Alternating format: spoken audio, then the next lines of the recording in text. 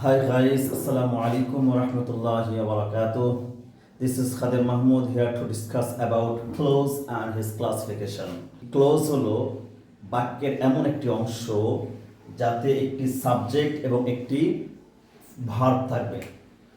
Close সেন্টেন্সের এমন একটি অংশ যাতে একটি সাবজেক্ট এবং একটি ভার্ব থাকবে। যেমন এই বাক্যটি একটু লক্ষ্য করুন। Since he is ill, he cannot go to school. এটি একটি কমপ্লেক্স সেন্টেন্স। এই সেন্টেন্সে এখানে একটি অংশ দেখেন, এই অংশের মধ্যে একটি সাবজেক্ট আছে, একটি ভার্ব আছে।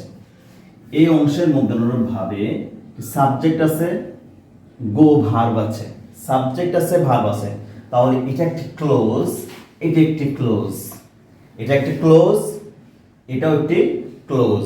দুইটা ক্লোজ মিলে একটি সেন্টেন্স, এটা একটি কমপ্লেক্স সেন্টেন্স। এই সেন্টেন্সের দুটি অংশ, একটি he is ill, he can not go to school, দুইটা ক্লোজ মিলে একটি সেন্টেন্স হয়েছে। এখন আমরা জানব ক্লোজ কত প্রকার এবং কি কি। ক্লোজ তিন প্রকার। ক্লোজ কত প্রকার? ক্লোজ তিন প্রকার। ক্লোজ তিন প্রকার। ক্লোজ তিন প্রকার।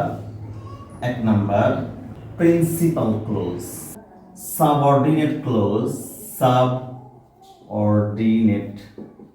ক্লোজ। তিন number coordinate clause, coordinate ordinate clause. তাহলে ক্লোজ পেলে আমার তিন প্রকার। প্রিন্সিপাল ক্লোজ কাকে বলে? প্রিন্সিপাল ক্লোজটি হচ্ছে যে ক্লোজ স্বাধীনভাবে নিজের অর্থ নিজে প্রকাশ করতে পারে, অর্থাৎ যে ক্লোজের অর্থ প্রকাশ করার জন্য অন্য কোনো ক্লোজের সাহায্য নিতে হয় না। তাহলে আমরা কি পেলাম? যে ক্লোজ স্বাধীনভাবে নিজের অর্থ নিজেই প্রকাশ করতে পারে তাকে প্রিন্সিপাল ক্লোজ বলে। তাকে প্রিন্সিপাল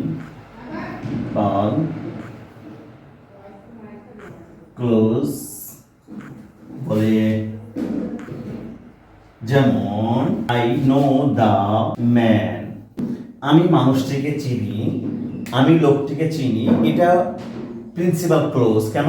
একটি সাবজেক্ট আছে, একটি ভার্ব আছে। আরো একটি বড় পরিচয় হচ্ছে এই ক্লোজটি স্বাধীনভাবে নিজের অর্থ নিজে প্রকাশ করতে পেরেছে। এই ক্লোজের অর্থ প্রকাশ করার জন্য অন্য ক্লোজের সাহায্য নিতে হয় নাই, এজন্য এটি প্রিন্সিপাল ক্লোজ। এর সাথে আপনারা একটু মিলাই নেন যে সাবঅর্ডিনেট ক্লোজ কাকে বলে। সাবঅর্ডিনেট ক্লোজ হচ্ছে সাবঅর্ডিনেট ক্লোজ যে ক্লোজ স্বাধীনভাবে নিজের অর্থ নিজেই প্রকাশ করতে পারে না। শুধুমাত্র এখানে না দিয়ে দিবেন, নিজের অর্থ নিজে প্রকাশ করতে পারে না, তাকে সাবঅর্ডিনেট ক্লোজ বলে। তাকে সাবঅর্ডিনেট ক্লোজ বলে। I know the man who is honest. I know the man who is honest. আমি একটি মানুষকে চিনি যে মানুষটি সৎ। এই ক্লোজটি নিজের অর্থ নিজে প্রকাশ করতে পারছেন, এটা একটি ক্লোজ হয়েছে। হু সাবজেক্ট আর ইজ হচ্ছে ভার্ব। হু সাবজেক্ট, ইজ হচ্ছে ভার্ব, কিন্তু এই ক্লোজ নিজের অর্থ নিজে প্রকাশ করতে পারছে। অর্থ কি হচ্ছে? যে সৎ, যে সৎ। আচ্ছা, যে সৎ বললে এর অর্থটি প্রকাশ পাচ্ছে না অসম্পূর্ণ থেকে যাচ্ছে?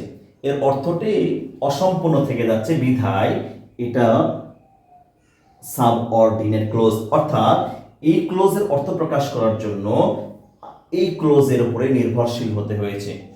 অর্থাৎ সাবঅর্ডিনেট ক্লোজ তাহলে আমরা কি বুঝলাম? যে ক্লোজটি নিজের অর্থ স্বাধীনভাবে নিজের অর্থ প্রকাশ করতে পারে না, বরং নিজের অর্থ প্রকাশ করার জন্য প্রিন্সিপাল ক্লোজের উপর নির্ভরশীল হতে হয় বা অন্য ক্লোজের উপর নির্ভরশীল হতে হয়, তাকে সাবঅর্ডিনেট ক্লোজ বলেন। তাহলে I know the man who is honest, I know the man এই ক্লোজটি নিজের অর্থ নিজে প্রকাশ করতে পেরেছে, আর হু ইজ অনেস্ট এই নিজে প্রকাশ করতে পারে নাই। এটা সাবঅর্ডিনেট ক্লোজ আর এটা হচ্ছে প্রিন্সিপাল ক্লোজ। সাবঅর্ডিনেট ক্লোজ চেনার একটি সহজ উপায় আছে। সাবঅর্ডিনেট ক্লোজের শুরুতে সব সময় হু, which, while, when, who, which, while, when, that, so that, though, although,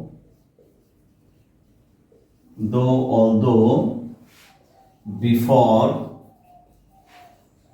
after. Subordinate ক্লোজের শুরুতে who, which, while, when, that, so that, though, although, before, after ইত্যাদি থাকবে। 3 number coordinate clause. Coordinate clause হলো সমজাতীয় দুইটি প্রিন্সিপাল ক্লোজ, সমজাতীয় বা সমশ্রেণীর দুইটি ক্লোজ, সমজাতীয় বা সমশ্রেণীর দুইটি ক্লোজ যখন কোঅর্ডিনেট কনজাংশন দ্বারা যুক্ত হয়, তখন কোঅর্ডিনেট ক্লোজ হয়। কোঅর্ডিনেট কনজাংশন গুলো কি কি? কোঅর্ডিনেট কনজাংশন গুলো হচ্ছে, চেনার খুব সহজ আছে, একটি শব্দ মনে রাখবেন, এটা ফান ভয়েস। এই ফান ভয়েস, ফানতে ফর, এতে এন্ড, এনতে নট, বিতে বাট, ওয়াইতে অর, ওয়াইতে ইয়েট, এসতে সো। যখন এই কোঅর্ডিনেট কনজাংশন দ্বারা সমজাতীয় বা সমশ্রেণীর দুইটি ক্লোজ যখন যুক্ত হবে, তখন কোঅর্ডিনেট ক্লোজ হবে। যেমন হি ইজ পোর, সে দরিদ্র, বাট হি ইজ অনেস্ট, সে দরিদ্র কিন্তু সৎ। আবার যদি এভাবে বলি, হি goes to market, he has goods, সে মার্কেটে যায় এবং কিছু কেনাকাটা করে। তাহলে আমার মনে হয় যে এই ক্লোজ, 3 প্রকার ক্লোজ, অনেকে ক্লোজ নিয়ে খুব আহামরি, খুব কঠিন কিছু মনে করে, ক্লোজ একদম